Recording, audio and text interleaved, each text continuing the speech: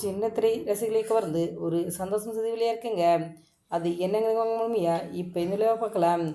சின்னத்திரையில் டெலிகாசகம் சீரியலுக்கென்று தனிப்பட்ட ரசிகர்கள் பட்டல் இருக்காங்க அப்படின்னு சொல்லலாம்.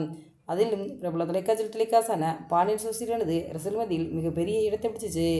பாண்டியன் சீரியலின் கதை, நடிகரின் நடிப்பு, சீரியலில் கொண்டு சென்ற விதம் என எல்லாமே ரசிகர்கள் பாண்டியன் சீரியலில் கொண்டாடினாங்க.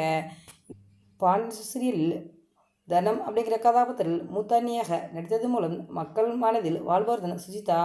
சுஜிதா குழந்தை தரமாக அறிமுகமாகி சினிமாவில் பல திரைப்படங்கள் செஞ்சாலும் இவங்களை பிரபலமானது பாண்டியன் சீரியல் தான். பாண்டியன் சீரியலுக்கு பிறகு சுஜிதாங்க ஃபோட்டோ செட்டுகள் சின்ன சின்ன கதாபாத்திரங்களில் சீரியலில் என்று கொடுத்து நடிச்சிருந்தாங்க.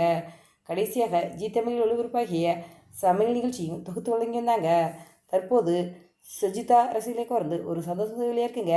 ஆமாங்க, சுஜிதா இப்போ பிரபல தொலைக்காட்சியில் டெலிகாஸ்ட் ஆகிக்கிட்டு இருக்க சின்ன மருமகள் சீரியல் முக்கிய கதாபாத்திரம் நடிக்க என்று இருக்கதாக தகவல் வழியாக இருக்குது.